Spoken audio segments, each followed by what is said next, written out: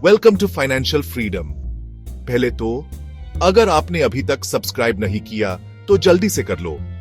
आज हम बात करने वाले हैं से ट्रेडिंग कॉन्सेप्ट के बारे में जानने वाले हैं, जिसे अगर आप सीख जाते हैं तो आपकी ट्रेडिंग स्टाइल हमेशा हमेशा के लिए बदल जाएगा। टेक्निकल एनालिसिस के जन्मदाता चार्ल्स डॉ ने ईयर 1900 में एक थ्योरी दिया था, डॉ थियरी, जिससे लोग एक्चुअली मार्केट को प्रिडिक्ट कर सकते थे कि आगे क्या होने वाला है। भले ही आज के यूट्यूब ट्रेडिंग चैनल इस बारे में बात ना करती हो, लेकिन आज भी यह स्ट्रेटजी उतनी ही कामयाब है जीतने की 100 साल पहले थी। और यह स्ट्रेटजी इसी थ्योरी से ड्राइव हुआ है, जिसे मल्टी टाइम फ्रेम एनालिसिस कहा जाता है। इस वीडियो में मैं आपको समझाऊंगा कि कैसे आप हायर टाइम फ्रेम से लेकर लोअर टाइम फ्रेम तक चार्ट्स का एनालिसिस कर सकते हैं और अपने ट्रेडिंग डिसीजन को बेहतर बना सकते हैं। तो सबसे पहले समझते हैं कि मल्टी टाइम फ्रेम एनालिसिस होता क्या है।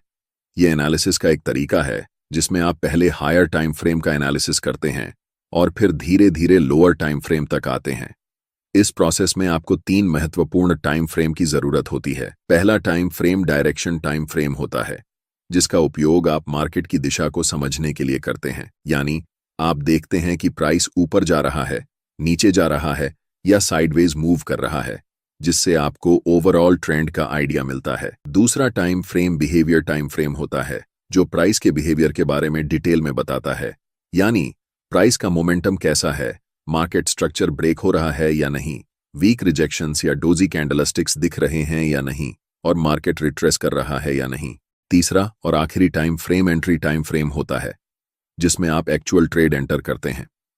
अगर प्राइस डाउन ट्रेंड में है तो आप सेल के लिए देखेंगे, और अगर अपर ट्रेंड में है तो आप बाय करने के लिए देखेंगे। ये बहुत सिंपल है। ये जो टाइम फ्रेम्स आप इस्तेमाल करेंगे वो आपके ट्रेडिंग स्टाइल पर निर्भर करते हैं। मान लीजिए मैं इंट्राडे और स्विंग ट्रेडिंग का मिक्स उपयोग करता हूं, तो मैं 4 घंटे का टाइम फ्रेम डायरेक्शन के लिए, 1 घंटे का टाइम फ्रेम बिहेवियर के लिए और 15 मिनट का टाइम फ्रेम एंट्री के लिए उपयोग करता हूं। लेकिन अगर आप स्काल्पर हैं तो आपके लिए ये टाइम फ्रेम्स अलग होंगे। आप 1 घंटे को डायरेक्शन के लिए, 15 मिनट को बिहेवियर के लिए और 5 मिनट टाइम फ्रेम को एंट्री के लिए इस्तेमाल करेंगे। इसलिए टाइम फ्रेम पूरी तरह से आपके ट्रेडिंग स्टाइल पर निर्भर करता है, लेकिन मैंने एग्जाम्पल देकर समझा दिया है, जिससे आप अपने ट्रेडिंग स्टाइल के हिसाब से सही टाइम फ्रेम चुन सकते हैं। मल्टी टाइम फ्रेम एनालिसिस को शुरू करते हैं, जिसमें हम सबसे पहले 4 घंटे के टाइम फ्रेम को चुनेंगे, ताकि हमें पता चल सके कि मार्केट इस समय किस दिशा में है। 4 घंटे का टाइम फ्रेम चुनने का सबसे बड़ा कारण यह है कि यह हमें मार्केट का पूरा स्ट्रक्चर बता देता है कि अभी मार्केट किस दिशा में है। अगर हम 15 मिनट का चार्ट इस्तेमाल करते तो हमें स्पष्ट दिशा का पता नहीं चलता, क्योंकि प्राइस ऊपर नीचे कर रही होती है। इसलिए दिशा को समझने के लिए हमेशा बड़े टाइम फ्रेम पर जाना बेहतर रहता है। आप में से ज्यादातर लोग इस चार्ट को देखकर कंफ्यूज हो सकते हैं कि यहां प्राइस क्या कर रही है और हमें कैसे ट्रेड लेना चाहिए, बाय करना है या सेल करना है, या फिर अभी ट्रेड नहीं करना है। लेकिन यह गलत तरीका है चार्ट्स को देखने का, क्योंकि हम एक इंट्राडे या स्विंग ट्रेडर हैं। हमें बहुत पुराने चार्ट्स को नहीं देखना चाहिए।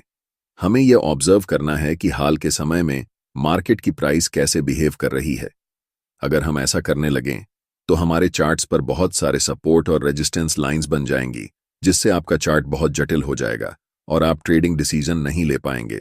सोचिए, अगर आपके चार्ट्स पर इतनी सारी लाइंस हों तो आप कैसे समझेंगे कि इस समय प्राइस क्या कर रही है। 4 घंटे के टाइम फ्रेम में हमारा चार्ट बिल्कुल स्ट्रॉन्ग अपर ट्रेंड में दिखाई दे रहा है और इस समय प्राइस कंसोलिडेशन कर रही है। इस कंसोलिडेशन जोन का सबसे पहले हम हाई मार्क करेंगे और फिर कंसोलिडेशन जोन का लो मार्क करेंगे। चार्ट्स पर इन दोनों लाइंस को बनाकर हम वेट करेंगे। सबसे पहले हम मार्केट को डिसाइड करने देंगे कि उसे किस दिशा में जाना है। इस समय मार्केट दोनों तरफ जा सकती है, या तो अपना ट्रेंड कंटिन्यू कर सकती है या फिर यहां से रिवर्स डाउन कर सकती है। अगर मैं इस समय लाइव ट्रेड में होता तो मैं पहले 4 घंटे के टाइम फ्रेम में कैंडलस्टिक को इन दोनों लाइंस के बाहर क्लोज होने का इंतजार करता। तभी हम डिसाइड करते कि हमें बाय करना है या सेल। अगले कुछ कैंडल्स में प्राइस लोअर लो के नीचे कैंडल क्लोज करती है। ऐसे समय में ज्यादातर नए ट्रेडर्स सेल पोजीशन में एंटर करते हैं। मैं चाहता हूं कि आप ध्यान से देखें कि इसके बाद प्राइस क्या करती है। अगले ही कैंडल में एक बड़ी ग्रीन बुलिश कैंडल बनती है। अब जो मैं आपको बताने वाला हूं उसे ध्यान से सुने। क्योंकि ये चीज आपकी ट्रेडिंग स्टाइल को हमेशा के लिए बदल सकती है। मैं आपको एक सीक्रेट टिप दे रहा हूं, बिल्कुल फ्री में।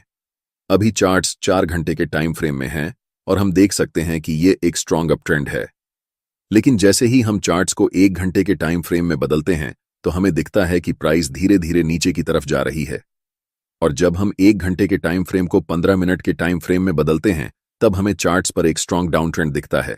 ये बात आपको कंफ्यूज कर सकती है कि 4 घंटे के टाइम फ्रेम पर प्राइस अप ट्रेंड दिखा रही है, लेकिन 1 घंटे और 15 मिनट के टाइम फ्रेम में प्राइस डाउन ट्रेंड शो कर रही है। ऐसा क्यों हो रहा है, इसे समझिए। जब प्राइस 4 घंटे के टाइम फ्रेम में थी तो लास्ट कुछ कैंडल्स में प्राइस रिट्रेसमेंट या पुलबैक ले रही थी। इसी पुलबैक को छोटे टाइम फ्रेम में देखने पर यह हमें डाउन ट्रेंड जैसा दिखाई देता है। एक बात हमेशा याद रखें, हायर टाइम फ्रेम हमेशा छोटे टाइम फ्रेम के ट्रेंड से ज्यादा मजबूत होता है। इस सिचुएशन में 4 घंटे का टाइम फ्रेम 1 घंटे के टाइम फ्रेम से और 15 मिनट के टाइम फ्रेम से भी ज्यादा मजबूत होता है। इस सिचुएशन में 4 घंटे का टाइम फ्रेम 1 घंटे के टाइम फ्रेम से और 15 मिनट के टाइम फ्रेम से भी ज्यादा स्ट्रांग होगा, और 1 घंटे का टाइम फ्रेम 15 मिनट के टाइम फ्रेम से स्ट्रॉन्गर होगा, जिसमें बड़े टाइम फ्रेम का ट्रेंड चल रहा हो। चूंकि 4 घंटे के टाइम फ्रेम का ट्रेंड अप ट्रेंड है, इसलिए हम बाय पोजीशन बनाने वाले हैं। अभी चार्ट्स 15 मिनट के टाइम फ्रेम में हैं और इस चार्ट्स में हमें तुरंत बाय ट्रेड में एंट्री नहीं करनी है, क्योंकि प्राइस का मोमेंटम अभी भी डाउन साइड की तरफ ही है। पहले हम वेट करेंगे कि प्राइस 15 मिनट के टाइम फ्रेम में बियरिश से बुलिश ट्रेंड में शिफ्ट हो जाए, तभी हम बाय पोजीशन में एंट्री करेंगे। अभी तक प्राइस हमें कोई सिग्नल नहीं दे रही है कि वह बुलिश होने वाली है, इसलिए हम अभी भी इंतजार करेंगे। प्राइस इस लेवल को रीटेस्ट करने आती है, लेकिन पूरी तरह से ब्रेक नहीं कर पाती और फिर से नीचे चली जाती है।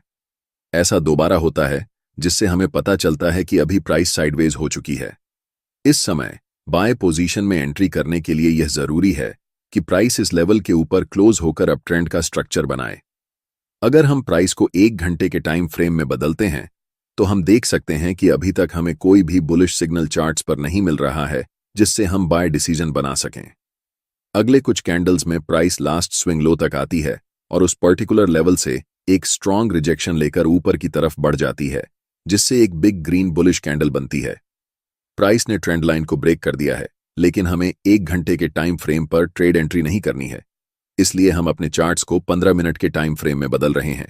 अब हम कह सकते हैं कि मोमेंटम डाउन ट्रेंड से अप ट्रेंड में शिफ्ट हो चुका है और इस समय 15 मिनट के टाइम फ्रेम में मोमेंटम अप है, 1 घंटे के टाइम फ्रेम में मोमेंटम अप है और आखिरकार 4 घंटे के टाइम फ्रेम में भी मोमेंटम अप है। जब इन तीनों टाइम फ्रेम में मोमेंटम एक ही दिशा में होता है, तब समझो कि आपका सेटअप बनकर तैयार हो चुका है और यह किसी जादू से कम नहीं है। हमेशा याद रखें, कभी भी जल्दबाजी में ट्रेड नहीं करना चाहिए। हमें तब तक इंतजार करना चाहिए जब तक तीनों टाइम फ्रेम में प्राइस एक ही दिशा में न हो जाए। अब यहां हम बाय पोजीशन में ट्रेड में एंट्री करते हैं, ठीक इस ज्वाइंट ग्रीन कैंडल की क्लोजिंग पर, जिसमें हमारा स्टॉप लॉस ट्रेंड लाइन के थोड़े नीचे होगा। इस ट्रेड में हमारा टारगेट लेवल 4 घंटे के टाइम फ्रेम का स्विंग हाई होने वाला है, क्योंकि प्राइस ने इसी लेवल से डाउन ट्रेंड की ओर शिफ्ट होना शुरू किया था। इसे आप सप्लाई जोन या रेजिस्टेंस एरिया भी कह सकते हैं। अगर आप टारगेट सेट करने में कंफ्यूज हो रहे हैं तो मैं आपको एक टिप देता हूं। ट्रेड में एंट्री करने से पहले आपको चार्ट्स के लेफ्ट साइड पर ध्यान देना चाहिए और देखना चाहिए कि स्विंग कौन कौन से लेवल पर हैं। जैसे कि लास्ट टाइम ये एक स्विंग हाई है और इससे पहले ये एक स्विंग हाई है, तो हम इस समय 2 टारगेट रख सकते हैं। लेकिन क्योंकि बड़े टाइम फ्रेम में ट्रेंड स्ट्रॉन्ग है, इसलिए स्विंग हाई को टारगेट रखना ज्यादा सही रहेगा। और देखो, प्राइस बिना समय बर्बाद किए ऊपर चला गया। अब मैं आपको एक और तरीका बताता हूं कि कैसे इस ट्रेड में एंट्री करनी है। एक जरूरी बात, पोजीशन में ट्रेड एंट्री करते हैं तो आपका स्टॉप लॉस काफी नीचे होना पड़ेगा, जिससे आपका रिस्क रिवॉर्ड रेशियो खराब हो जाएगा। इसलिए हमें तुरंत ट्रेड में एंट्री नहीं करनी है, बल्कि प्राइस को पहले रिट्रेस होने देना चाहिए इस लेवल तक। प्राइस रेड कैंडल बनाते हुए नीचे आती है और इस लेवल को टच करती है, लेकिन आप तुरंत यहां पर एंट्री नहीं ले सकते। अगर आप यहां एंट्री लेते हैं तो आप बस अनुमान लगा रहे हैं कि प्राइस ऊपर जाएगा, लेकिन प्राइस बहुत अनिश्चित होता है। चाहे कितना भी महत्वपूर्ण लेवल क्यों ना हो, वह कभी भी ब्रेक हो सकता है या फिर उस लेवल को रिस्पेक्ट नहीं कर सकता है। इसलिए हम इंतजार करते हैं कि मार्केट पहले कंफर्म हो जाए कि वह किस दिशा में जाने वाली है, उसके बाद ही हम ट्रेड में एंट्री करेंगे। आप अगर अपनी इच्छा के अनुसार ट्रेड करेंगे तो यह एक खतरनाक तरीका हो सकता है। कभी भी मार्केट में सरवाइव नहीं कर सकते हैं, चाहे आपके पास कितना भी कैपिटल क्यों ना हो। अधिकतम 1 सप्ताह लगेगा और आपका कैपिटल डूब जाएगा। इसलिए हमेशा कंफर्मेशन का वेट करना चाहिए। अब प्राइस को 15 मिनट के टाइम फ्रेम पर शिफ्ट करते हैं। अगर आप देख रहे हैं कि प्राइस अभी भी डाउन ट्रेंड में है तो हमें कुछ नहीं करना चाहिए। जब तक हमें इस लेवल के ऊपर एक स्ट्रॉन्ग ग्रीन कैंडल के साथ प्राइस क्लोज नहीं कर जाती, तब तक इंतजार करना जरूरी है। एक बार फिर प्राइस प्रीवियस स्विंग लो को ब्रेक करती है और अगले कुछ कैंडल में एक स्ट्रॉन्ग ग्रीन कैंडल बनाते हुए ऊपर की तरफ जाती है और इस लेवल के ऊपर स्ट्रांगली क्लोज हो जाती है। यहां पर एक कारण है कि प्राइस इसी पार्टिकुलर लेवल से रिवर्स क्यों हुआ। जैसे ही हम चार्ट्स को बड़े टाइम फ्रेम पर शिफ्ट करते हैं तो चार्ट्स के लेफ्ट साइड में एक डिमांड जोन नजर आता है। हम यहां